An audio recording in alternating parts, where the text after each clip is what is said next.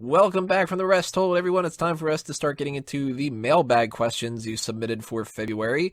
A lot of different questions. Actually, this is going to be the first edition where we don't answer all of the mailbag questions that were sent in. Thankfully, we're getting a lot from different people. So what I did was I decided to pick through some of the best questions that we had and backlog a couple other ones in case we want to get to them in the future. And some of them we actually aren't going to answer because we don't really want to answer them, and we're going to combine some and all that other kind of stuff. So first off, thank you to all the people who sent in all the questions, and we're going to go person to person here from the people who had sent it in. We got 3 questions from SurosIceCream to start us off. He says, hey guys, first off, I'd like to say love the content as usual. Thank you, Suros. He says, anyway, I got another 3 questions. First off, if you could have been at any past WWE event in the ringside front row, which event would it be? I thought of 2 answers for myself. One was, I got to imagine Hulk Hogan versus Andre the Giant at WrestleMania 3 probably was fucking nuts to be in the first row for. But if I go with something that I just really, really enjoyed, and it wasn't necessarily like one of the biggest moments ever or whatever, Undertaker versus Edge from WrestleMania 24. That's actually one of my favorite things that I've watched in wrestling, and that was when I was starting to get back into it, and that ended up just being like, God damn, this is awesome. So watching Charles Robinson run down the ring would have been kind of cool. Run down the ramp, not run down the ring. But let's go person to person here on the panel and give our answer to this one. Front row, ringside at any event, what would it be? Kaylin, I'm going to start out with you. And when I read this, I was split between a couple. First, I was thinking my favorite WrestleMania, which is WrestleMania X7, where the headline when Stone Cold defeated The Rock. But I'm going to have to go with WrestleMania 30 with Daniel Bryan finally reaching that top of the mountain. And we also had the breaking of Undertaker's streak. That would have been amazing to be there in person with all those thousands and thousands of people when that monumental event happened. So I'm going to have to go with WrestleMania 30. Sean? Mine is also a WrestleMania, but mine was last year's WrestleMania 31, just to see my guy cash in and win the WWE title. We miss you, Seth. Get well soon. Drew? For mine, I had a couple I was thinking of. One of them would be WrestleMania 30 as well, as Kaylin said. Also, 28, just for the first Rock and Cena match, because that would have been a hell of a moment to be there to be able to see.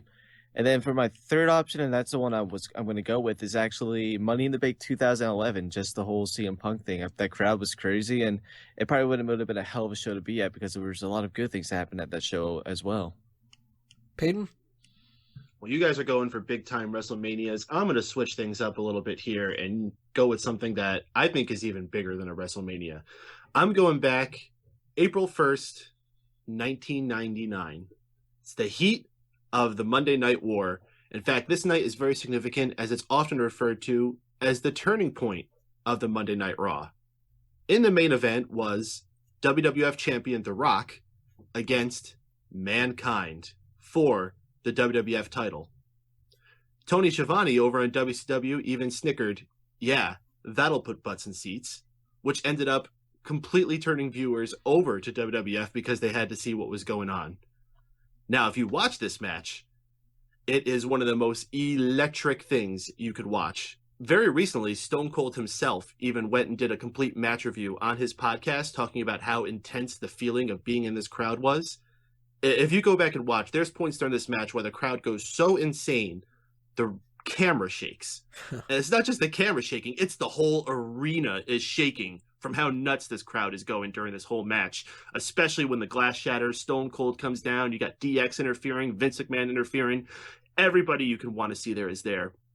And the crowd is just bonkers. So if I could have been a part of any crowd right up there in the action, that's a moment I would have wanted to been a part of. Wago? There we go. All right, so WrestleMania 17 was mentioned, and that was on my list, and so was the whole CM Punk versus Cena thing at Night of Champions. But if I could be there for one moment, it would be Triple H's return from his quadricep tear. The first time, because Jesus Christ, that's one of the loudest pops I've ever heard.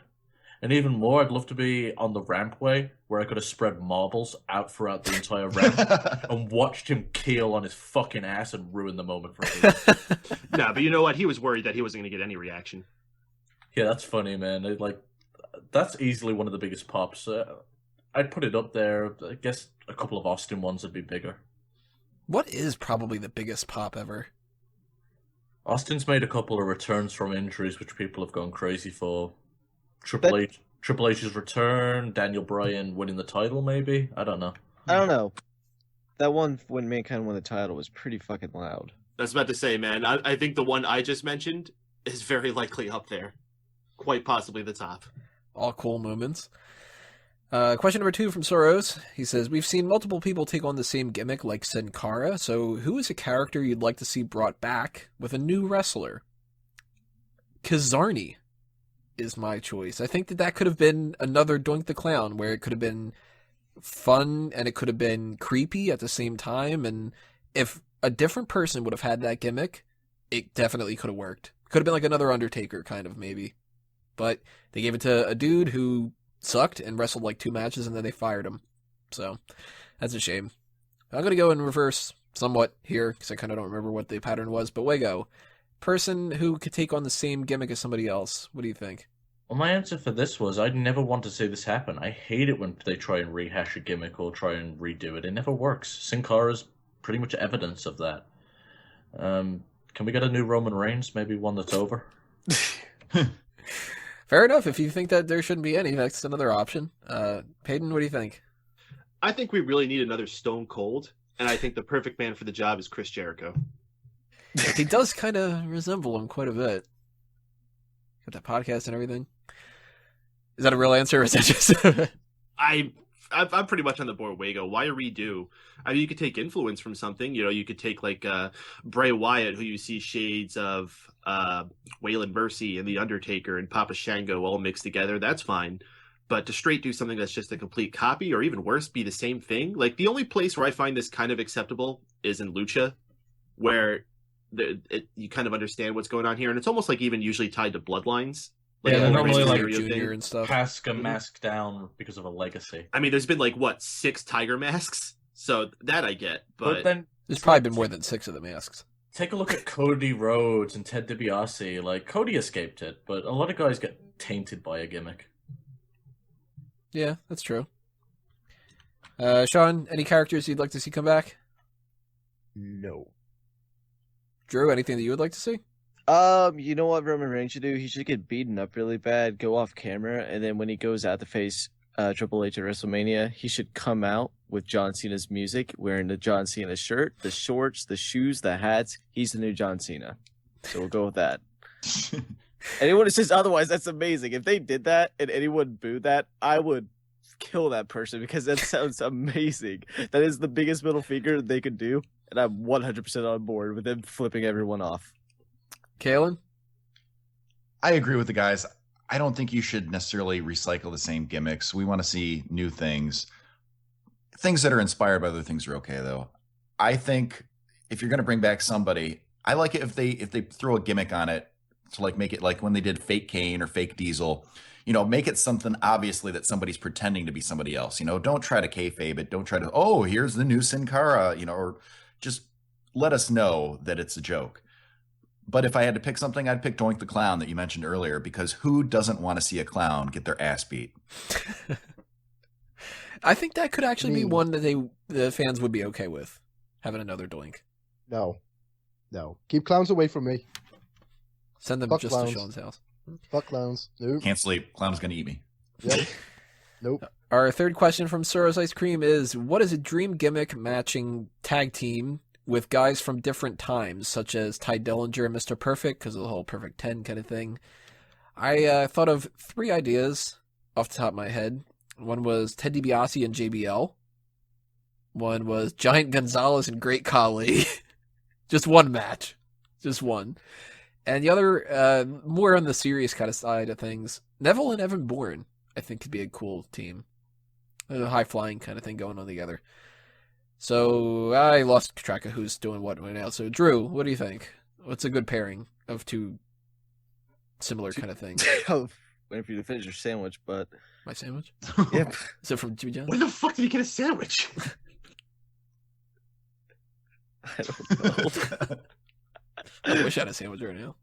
Anyways, If I had to like put two teams together or make a team with two people, I would go with Bray Wyatt and Stalker DDP because it'll just be weird as shit. Sean? I went with Bray Wyatt and Mick Foley. That would be pretty interesting. Mick Foley or one of his characters? Cactus Jack. Okay. Yeah, much better than Dude Love and Bray Wyatt. Peyton? I think it would be pretty cool to see Rick Rude and Dolph Ziggler together. Talking about two guys who are master technicians in the ring, got the sexy boy gimmick. You pair them with Bobby Heenan, man, they'd be on fire.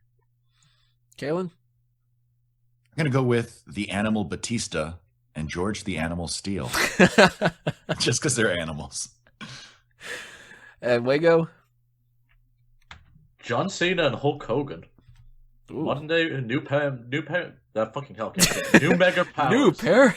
New I just think it'd be cool to see. Question from Wolf Jones. What games are you currently playing? None for me. Sean? For the Wii U, I'm currently playing Xenoblade Chronicle X. For the PlayStation 4, I'm playing Destiny. And on the Xbox One, I am currently playing Need for Speed. Drew? Really, I'm just playing some, 2K, some Town of Salem, Just a good Still little playing shit. Town of Salem. Every once in a while when I get really bored and there's something better to do, I pop on for a game or two. Nothing wrong with that. For my PlayStation Vita, just put on some good old-fashioned Persona 4 Golden just to pass the time as well. If I'm out waiting for something to get done, just pull out the PS Vita. And yeah, that's really it right now.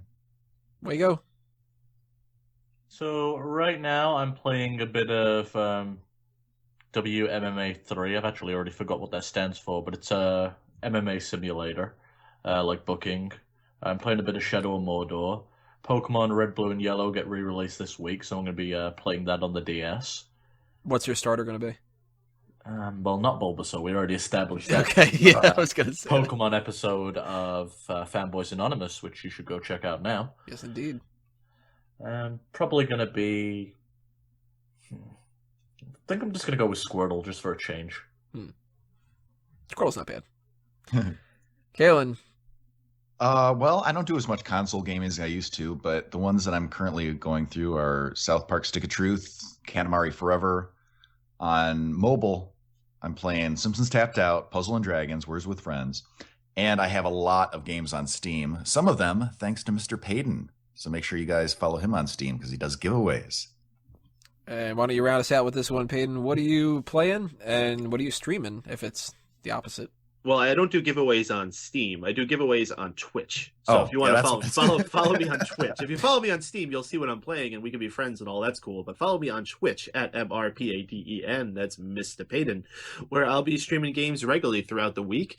Just last night, I picked up a new horror game that's making rounds all over the place, gaining popularity, called Layers of Fear. That was awesome. It is creepy as hell. Beautiful art style.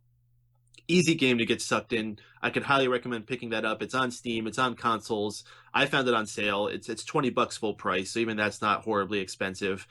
It's a great game to shut off the lights, put on the headphones, put a cover over your head, and try not to get the shit scared out of you. Some of the more regular things I'm still playing, I'm going through Tesla Effect, which is an FMV game, which is a lot of fun. It's like a mystery type thing starring Tex Murphy, which if you played some of those old point-and-click games, you might be familiar with that guy. American Truck Simulator, Farming Simulator. I know Tony loves these games where you drive Did you do the merchant one yet? No, I didn't get that one. That one was a little too much for me. What was that one that you played for like 30 seconds last night? It was some kind of... Adventure Capitalist or something like that. Yeah. That was fucking terrible. That was the shortest game I've ever played on my stream. I opened it up and I was like, I'm not doing this. Oh, jeez, it's your impression came out there. Is there like sanitation worker simulator? Yeah, actually there is. There's Jesus Christ. It's not called, it's like city of garbage.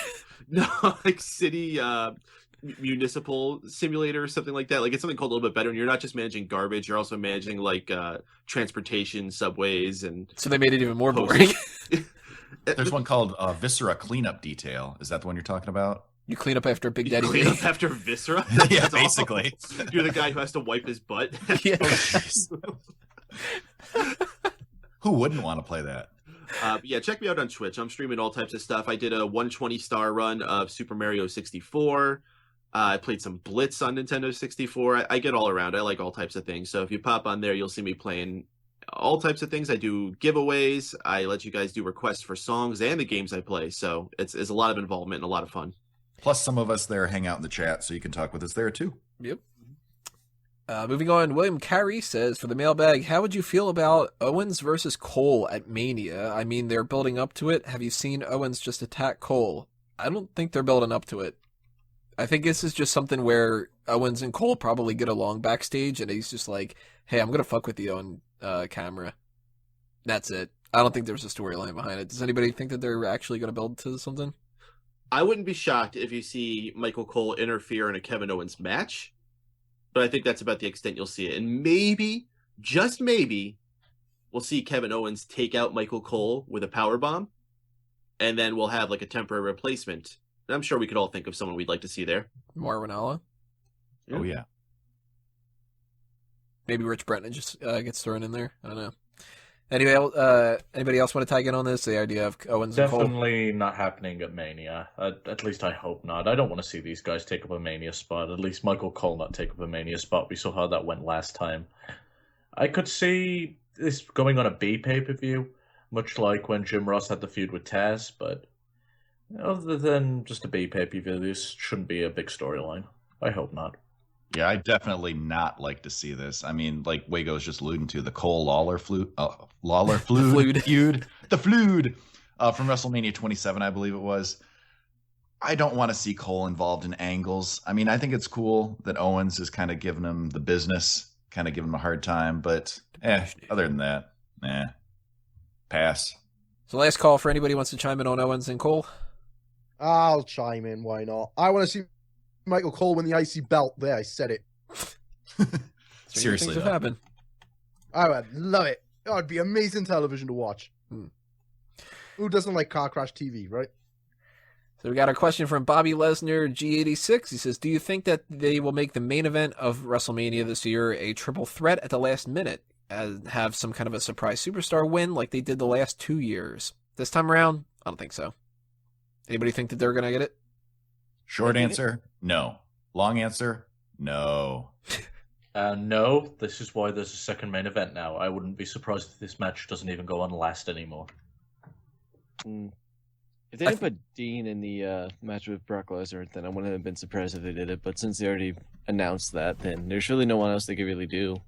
Yeah, because we don't have Money in the Bank anymore. Not until a couple months from now. And there's no reason to insert Daniel Bryan. The only reason we got the Daniel Bryan thing was because they didn't have the foresight to be able to give him the Royal Rumble win. So they needed to figure out a way to get that in there somehow. This time around, there's no, who would that other person be, you know? Can't do just John Cena. Can't throw him in there. Kennedy. I don't think Kennedy's popping up there either. Anybody else want to chime in on this idea, though? Nope.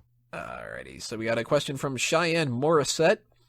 Will they ever give Naomi the belt? And for some reason, not to sound racist, because I have not seen any African American who have belts lately. It seems a lot of wrestlers get pushed and screwed at the end, like Roman and Dean.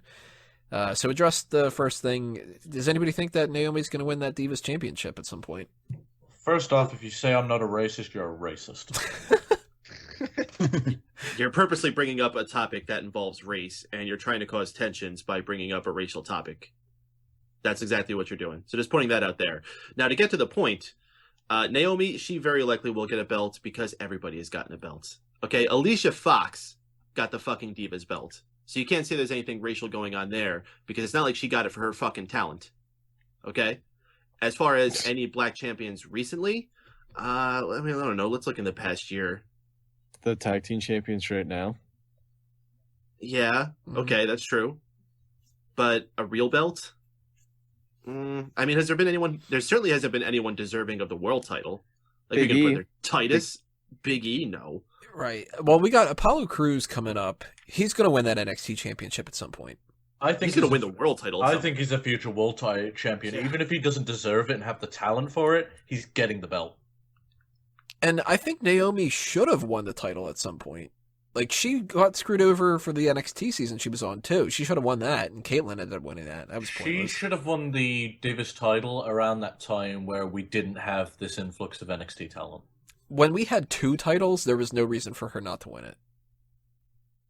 They ended up doing the Funkadactyls thing instead, and it was like, she has been somebody who's been a decent wrestler for pretty much the entire time she's been in the company. But they kept just pushing her aside, and I don't know why. And I don't think it's because she's black. I don't think that's the reason whatsoever. I think that they didn't think that she had personality. Because really, even now, she's still kind of struggling to do that. When you have her in the Funkadactyls, it's like, well, you don't need that personality. You just go out there and you dance. See, I disagree. I think it wasn't until very recently that she actually found her personality. I think now is where she's actually at a point where she would be ready for a title run. That's When what I'm saying. Everyone though. was poising her back then. I didn't think she was ready. No, she wasn't I ready thought she was still personality-wise. She figuring didn't have herself out. personality back then. She had a cool butt move. That's about all she had. But like That's in all the she had ring, she was good. She just didn't have a character.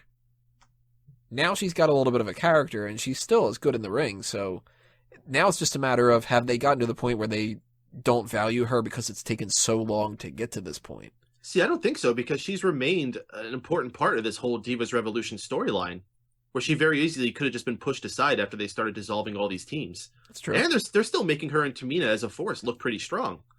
So I wouldn't be surprised. It's going to be after we see Charlotte finish her run, obviously, and whoever she passes it on, I don't think will be Naomi, though who knows? You know, they could shake that up. It's not like... Basically, I'm saying it's not like she isn't in a position where she could get it. And if she sticks around... I mean, if she retires this summer, I wouldn't count her chances, but if she sticks around for another 2-3 years, I think that belt will find its way around her.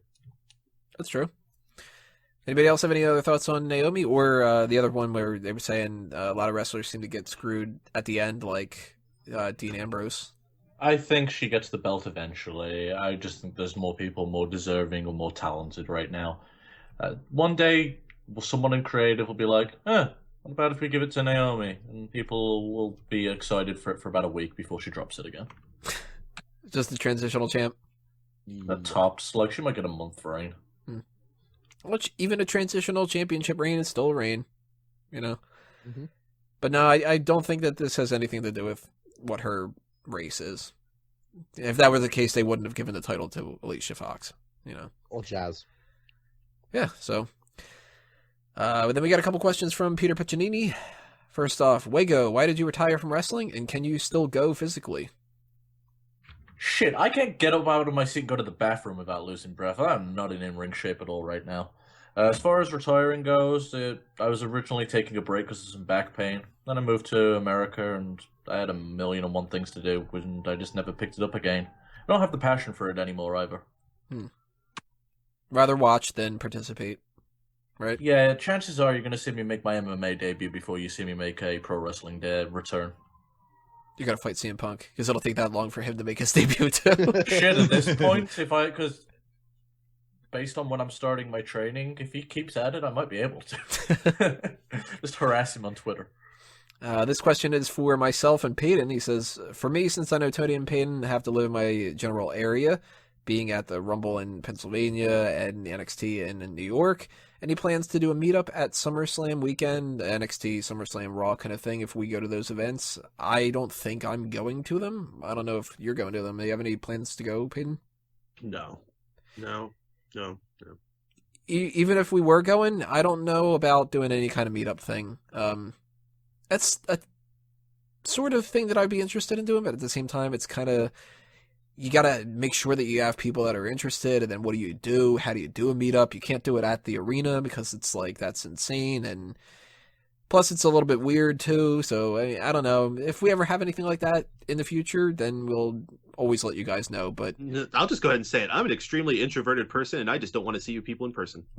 I'm fine doing this here from the comfort of my home, but in person, I can only be around certain people. I've grown to get comfortable with Tony and a few of his friends, but most other people, if I got around you, I would get into a very bad mood, and it wouldn't be fun for anybody.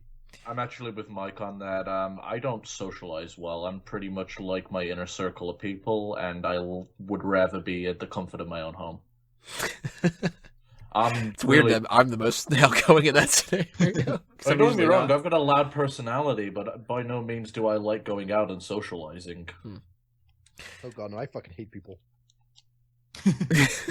I don't think we have to worry about open-minded Sean to being at that. any events around here. Yeah, if Sean pops up, I'll do a fucking meetup for sure.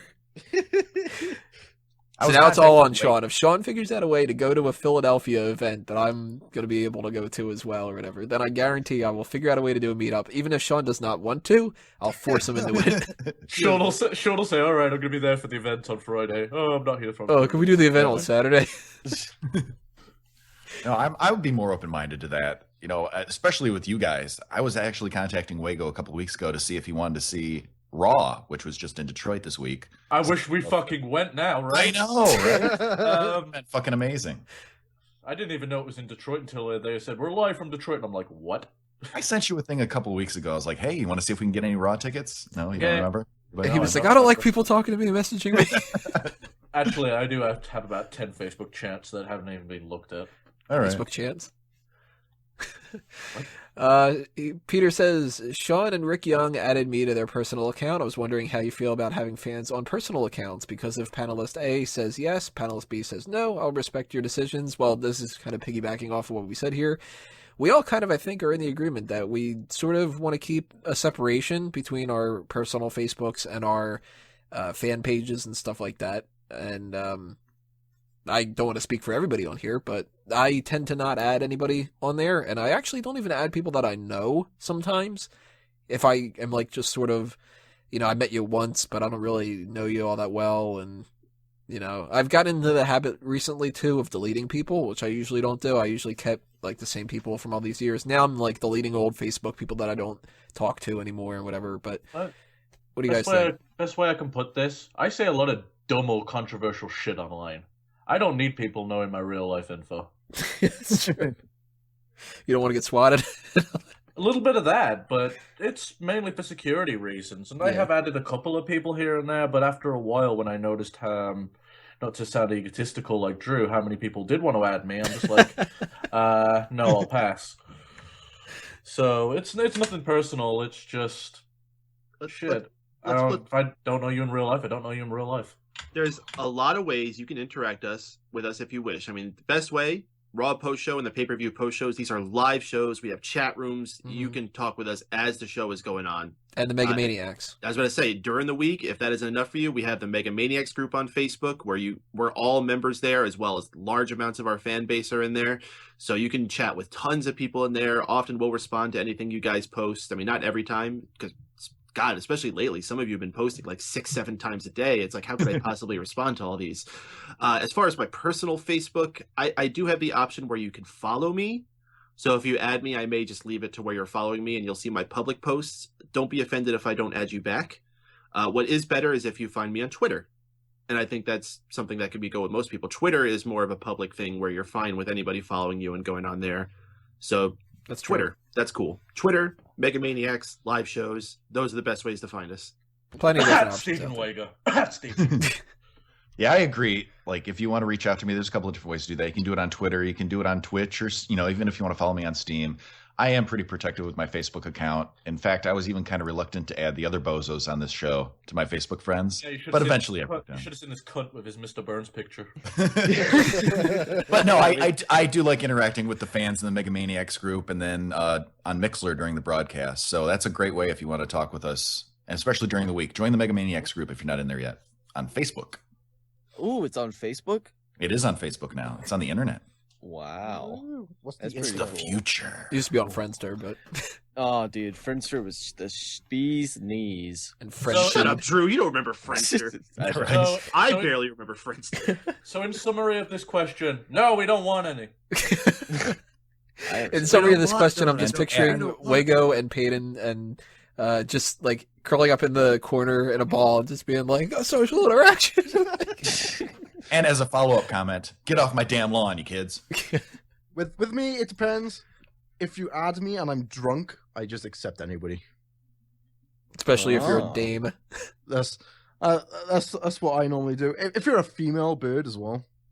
then Ah. be free to add me. I don't give a fuck if you're female. What about So we all got added because he was drunk at the time. That makes sense. Pretty much, yeah. All right, moving on to another question here. What do you guys think of the Triple Crown and Grand Slam? Do they mean anything? Also, do you think these certain wrestlers will end up winning those? And there's a list of them out there. A couple of them, pretty much all of them, just need like one championship. Like Undertaker doesn't, he's not in the running because he hasn't won the Intercontinental. Same with John Cena. Let's start off with the first question about the Triple Crown and Grand Slam and if they mean anything. I think that they do. I know that a lot of people probably are going to say that they don't, but my opinion about this is that's a good way to gauge how well-rounded a wrestler is, and sometimes it's a good way to tell whether or not they had the right type of career, because if somebody goes straight into the world title, a lot of those people don't win anything else, and they kind of just fizzle out eventually. Some people don't. But certain guys shouldn't win a mid-card title. Example, Undertaker, he's the perfect guy you just keep in the main event at all times. Or an even better example, Brock Lesnar. Yeah. But with Lesnar, what is it that he needs? He needs a tag title in the US. US, And an IC. Intercontinental. Well, the funny Yeah. thing is, some people at the time would argue that not giving Brock a mid-card title was bad. Some people argued that he should have had a slower run just because he fucked up with all his fame and went elsewhere. No. I think there's a couple examples where people can go straight to that and they can skip it over. But at the same time, there's certain times where I'd like to see somebody maybe take a step back. Like, we've had John Cena win that United States Championship, and it's been amazing since he had that. He doesn't have the Intercontinental title, but I'd be cool with John Cena being Intercontinental Champion if they wanted to do that. And Triple H, he's not going to win the U.S. title. That's, it was rare for him to even win this world title this time around. The only reason they did that is because they couldn't have anybody else set up. And if we wouldn't have had all these injuries, Triple H, I don't think, would be champion right now. So he's not winning that U.S. title. But Dean Ambrose, he just needs to win the world title. He's got he needs the tag title to be Grand Slam, right? Yeah. But he won the IC, he won the US. He'll get the tag title at some point, I'm pretty sure. Maybe down the road, just some kind of random thing or whatever like that. But guaranteed, this dude's winning the world championship. So he's going to be in that kind of regard. Sheamus and Del Rio, winning a tag title, now out of the realm of possibility. Now that they got League of Nations. They'll probably take the belts off New Day, probably. Very, very possible. I can see it at WrestleMania. Why not? So, what do you guys think? Is the Grand Slam the Triple Crown mean something, or is it just superfluous? It's really tough now Fuck's because Lewis. what it's tough because what's the definition of it anymore? We've had so many different titles that have come and gone. I mean, once upon a time, the Grand Slam was World, Intercontinental, European, and Tag. Mm-hmm. And as far as that definition, we've had, what, 2 people have done that? Was it Shawn and Triple H? Shawn and Triple H? That's it, I think. So it might be. Then you start adding all these other belts. Then you have people who, debate whether, the hardcore title counts and whether winning the title, whether it was in WCW counts. So it's how could you possibly say it means something when there's no criteria set for what exactly it is? Now, to say that there isn't something to it, I mean, you think about in horse racing, which is where this comes from, the Triple Crown. If you're able to accomplish that, that's a huge feat. Matter of fact, it was just this past summer where the horse. I can't believe we're fucking talking about horses. American Pharoah. You brought it up, I'm imagining Payne regressing in his corner watching horse racing. The funny thing is, I was at a music fest. This is how big this was. I was at a music festival at a skiing facility. It's like the middle of nowhere. All these hippies are gathered around watching Jimmy Page and all these other people playing on stage. And all of a sudden the screens cut over to show the fucking races where American Pharoah wins the Triple Crown. And it was such a big deal. And I remember getting on Facebook later and everyone's posting oh my God, what a horse. This was absolutely amazing. Really? Why did people What a horse. But it was a big deal because it was something like the first time in 17 years or something like that someone accomplished it. Goes back to the late 60s. It's even longer than that. Oh, it was an amazing feat as far as that's concerned. Now, when you go to wrestling, it happens every 3 or 4 years, so it's not as impactful, but it's still a sign of, hey, you accomplished all this.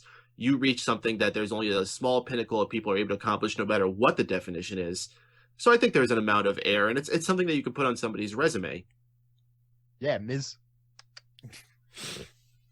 Well, the Miz is a Grand Slam winner. Yeah, he is. Yes. You know who's the best chance at getting that then is Lillian, because she's the one who looks the most like a horse. Well, maybe the triple crown. I don't know about the Grand Slam though. That's more of a tennis and golf thing.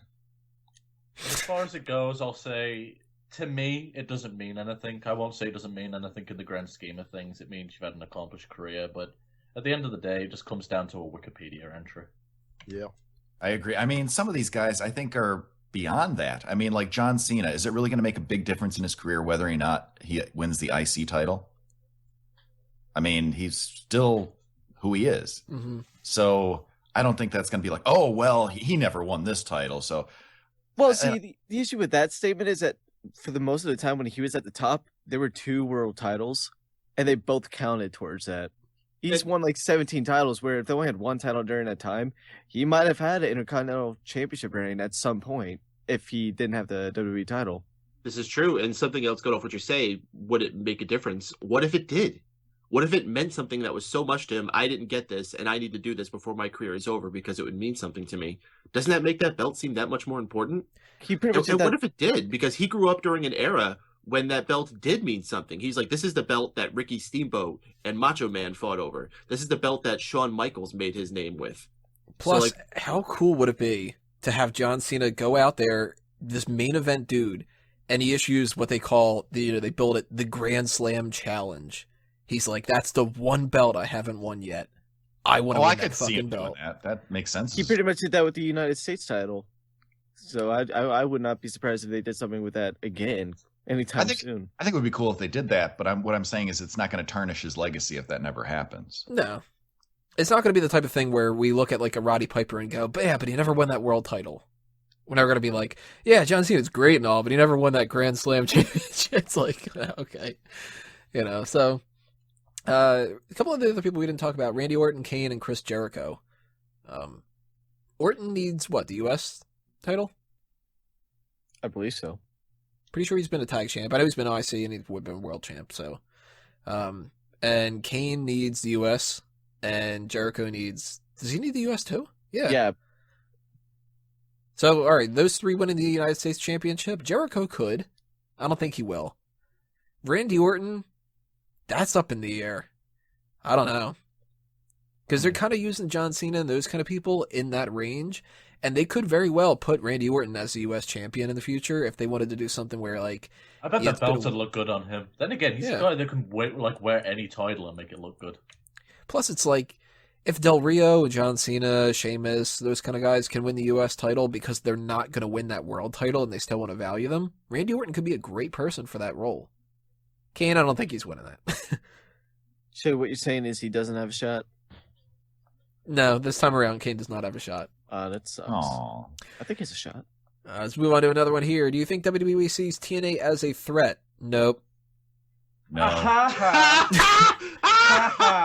This fucking guy. This fucking... Even when they went to the Monday night slot with Hulk Hogan, WWE was like, oh, you got Hulk Hogan? Well, we're going to bring back Bret Hart.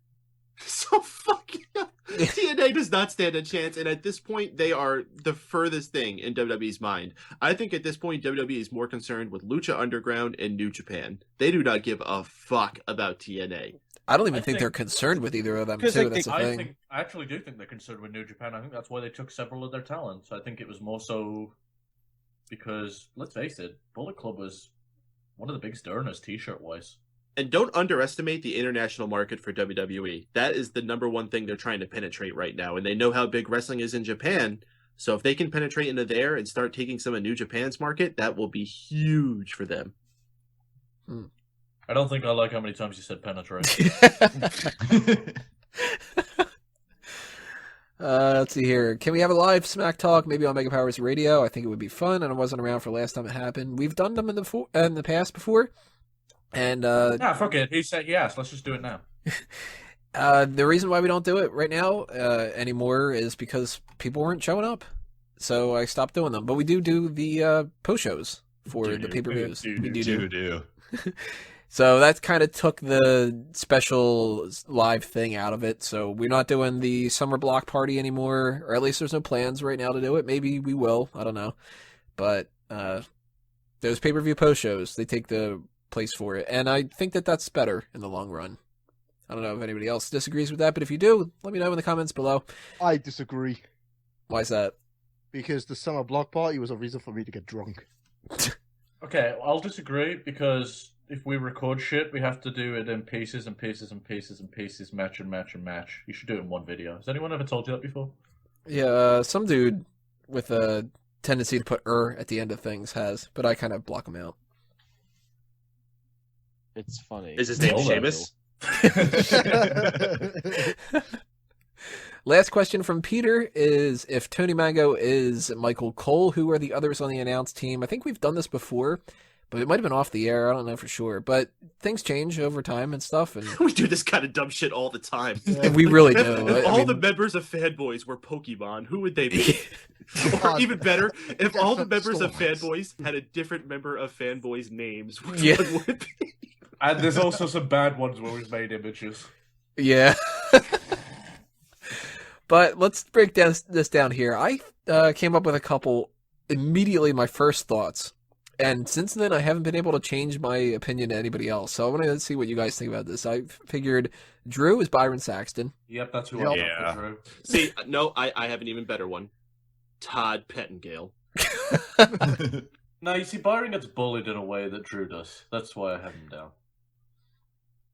I had Wago is a heel JBL, Yep. specifically heel. Thanks. I had Peyton as Gorilla Monsoon. Now, can you explain that one? I didn't quite get that. I've got That was So my old. that was my like the last one that I was like, then who could Peyton be? I think it's because you bring up a lot of older things and you try to be on the positive side of things a lot too.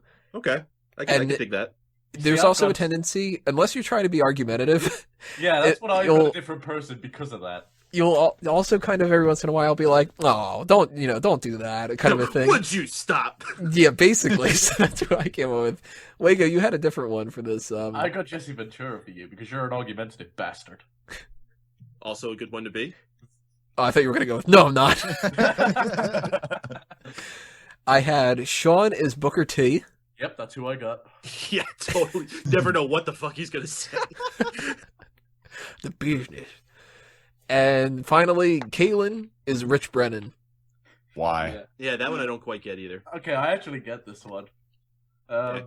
Trying to think of how to say it where I'm not mean. Is it because he's old as shit? Because No, it's not because he's old as shit. It's because he's. Then Kayla would be Scott Stanford. A random old guy. You're just kind of like the least eccentric and plainest out of us, but not offensive. That's kind of Rich Brennan. He's just there and not offensive. So wouldn't I be a Byron Saxton then in that See, case? I No, was, because- I was going to put him more in like a Gordon Soley kind of role. Oh, Jesus. See, I looked at it as if Peter was throwing out there if Tony's Michael Cole. Rich Brennan reminds me the most of Michael Cole.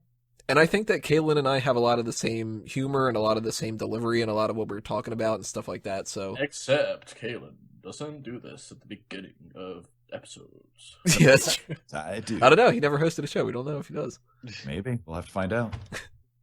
or not. You should hear him on trivia night. It's time for trivia. What's up, trivia people? I was gonna say I didn't really think too much about you guys, but I was thinking mostly about myself because I'm beautiful.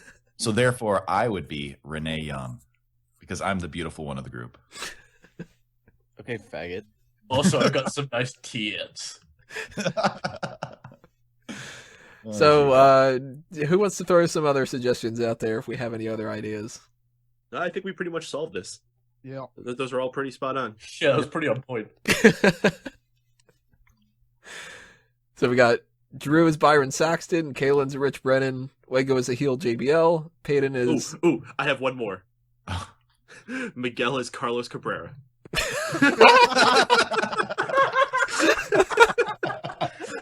Oh, we need a couple German people to be the 5 German announcers now. By the way, I love how you said we got a full cast here, but Miguel isn't here. That's true. Miguel has been on for a while. What do we have here? We have the last questions here. We're going to sort of combine these questions from Callum. So I'm just going to read them off now. Is the Divas division in a better state than it was during the Attitude / Ruthless Aggression eras, where we basically just had bikini models? Second question is, how would you rescue the Divas division, or would you just disband it entirely? And the third question is, will women's wrestling ever be taken seriously on the grandest stages of WWE?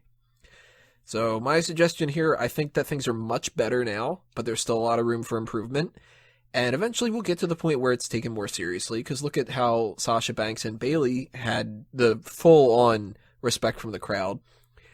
But for what I would do with the Divas division, I think it's an issue where they need to stop acting like everything is great. And it sounds sort of counterproductive, but hear me out a little bit.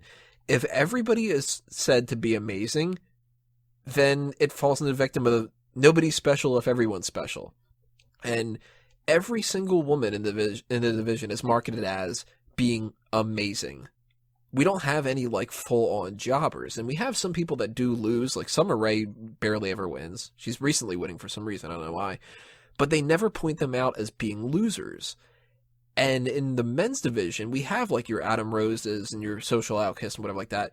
They look bad, making the other people look good. And when you have the women's division, where everybody is supposed to be so amazing and so strong and so powerful and all this other kind of stuff, nobody looks really great.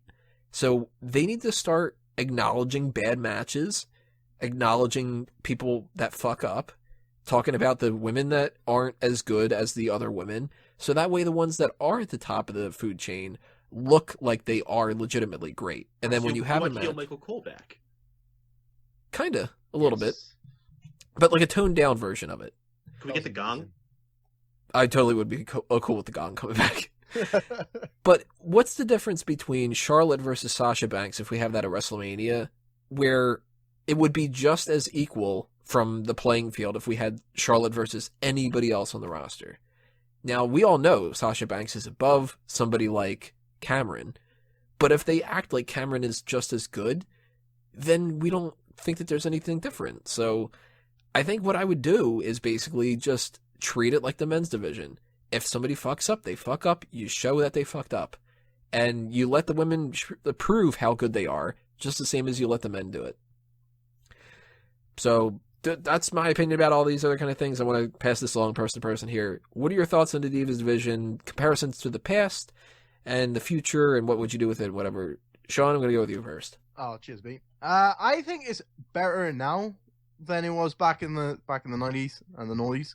I think it's the talent is a lot more capable in the ring other than just Lita and Trish, whereas now you got the likes of Bayley and all them lot. And I would personally do my own show with the women. Like, just have a wrestling brand just for the women to showcase the talents. Just get rid of, like, superstars or something? Yeah, get rid of superstars and just have it just full on for the women. That's what I would do. Yeah, see, but the issue with that is they'll try for 2 weeks and then they'll half-ass it for the rest of the time, and then no one's going to watch it.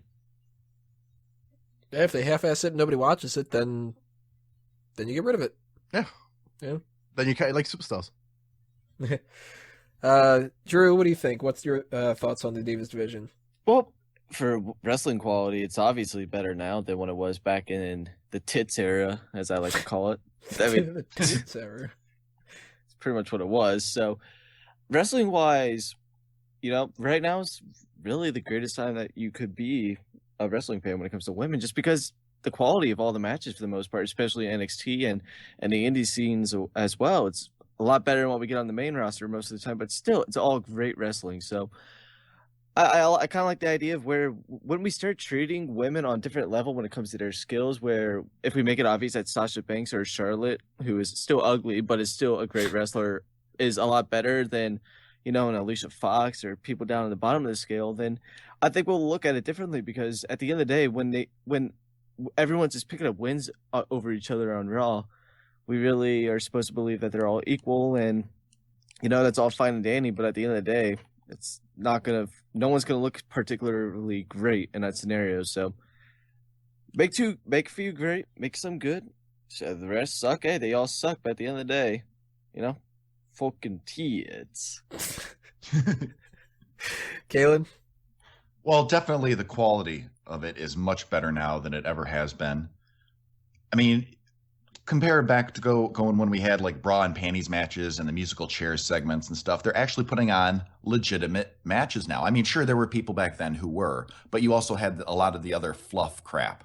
So I think what they need to do, and I know this is kind of tying into another question here, is I think that they should split the Divas division into a Divas division and a women's division, where you have the women who tend to be more technicians, and then you have those who are geared more toward the bikini model type segments. So then you would have both titles. So somebody like a Summer Rae and an Eva Marie, they'd never go for the women's titles because that's not what they're about. But then somebody like a Bailey would never go for the Divas title because she's not that kind of person. So I think they should split. Of course, there would be a huge overlap. So I'm not saying they should be be mutually exclusive, but there would be a big overlap. Would you say one's a main event women's title and one's a mid-card women's title?